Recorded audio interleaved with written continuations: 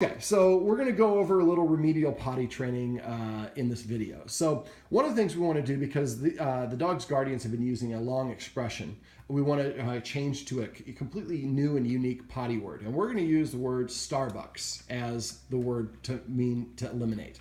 So what we're going to do is each time that the dog goes outside, I mean, because you guys have a yard, I'm guessing you're out there watching them with them. Perfect. So it's easier for you guys than a lot of people that are used to just leaving their dogs out.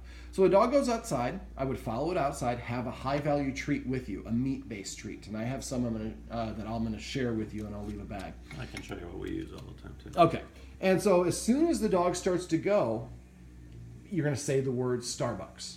Now, if you can recognize the dog starting to circle is before the dog actually goes, that's even more powerful. So as soon as the dog starts to poop, you say Starbucks, and then we let them do their business. As soon as they finish, you have the treat. I usually crouch down in kind of like a catcher's stance, and then basically I ask the dog to come over and I pop the treat in their mouth. I try to stay close to the dog because, again, you want to do this within that 3-second window. So as soon as I pop the treat in the dog's mouth, I want to say the command word at the same exact time. Starbucks. And then I would spend 20 seconds petting the dog. Rub his or her belly, scratch behind the ear, scratch the butt, wherever they like it. And don't say, oh, what a good, we have a tendency, especially when we have potty issues, to really over vocalize. The more words we use, the more it's harder is for them to key on which word is the command word. So I would just be silent and just really spend 20, and I would count to yourself, because most people I say, spend 20 seconds petting the dog, and they will pet the dog for about 5 seconds, and it feels like 20 seconds to them. Mm-hmm. So just say 1 Mississippi, 2 Mississippi as you're petting them. You want them to just know, man, I mean, the bar is pretty low around this house. All I gotta do is crap in the yard, and they just freak out. And I hear Starbucks at the same time I get this treat. Mm-hmm. So if we do that, then after a while, they want to seek out that reward. They want to get that payout. And so then they start coming to tell you.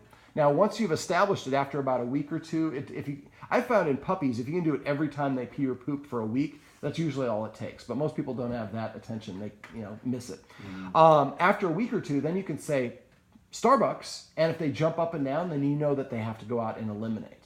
But if you say Starbucks and they just turn and look at you or they don't even respond, that's a way of saying, no, I don't have to go. Now there are 3 times that dogs are most apt to want to poop or to pee or to eliminate is after heavy playtime, after eating, and after they wake up. So after any 3 of those activities, we want to take them outside. Now it's really more general potty training issues. You have elderly or mature dogs, we'll say. And so I don't think it's so much that, but I think your big problem is that they consider themselves your equals. And so I can poop wherever I want in my own house. Well, we're going to demote them so they see it as your house. Let me see. Now, if you take them outside, if they don't go pee or poop in 5 minutes, bring them back inside. And if they're what I call loaded, so you know they haven't gone, well, then when they come back inside, I put them on a leash, and I keep the leash with me, or I put them in a kennel, if you kennel them, for anywhere 15 minutes to a half an hour. Then I take them outside and give them another 5 minutes to go. If they don't go in 5 minutes, they're not going to go. They really don't have to. Now, again, if you brand it effectively, then you're able to say the potty word, and then you get the response, and that should indicate they want to go out. But make sure we don't say, that's why I want to have a unique word that's for potty, not for go outside, because I'm sure you guys probably use that expression when it's just to go outside or go for a walk or something like that at sometimes. So really, you don't want to punish the dog. The old wives' tale, a lot of people will rub the dog's nose in it. That's been clinically proven to actually teach the dog to run away and not tell you when they have to potty. So we definitely don't want to do that. And I found that just negative really isn't very effective. You just want to really lavish on the positive whenever they do it. Again, if you can do it every day for about a week or so and just really make them think it's a big deal, sometimes that'll help. Now, in you guys' case, sometimes we also use something called a jackpot, which is kind of similar to us at the casino. So if they go outside, maybe the first time they go outside and they poop or pee or whatever they do, you say Putin, or you say, Starbucks, and then you give them maybe 5 treats in a row.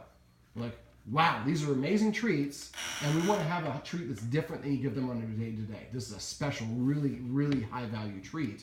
And what did I do? How did I just get that 5 treats? Because I want to do that again and get those 5 treats again. So sometimes incorporating a jackpot the first couple times can really help brand that word. But again, the second the treat touches the lips, they need to hear this Starbucks at the exact same time. Mm-hmm. All right, so that's the little tutorial on potty training.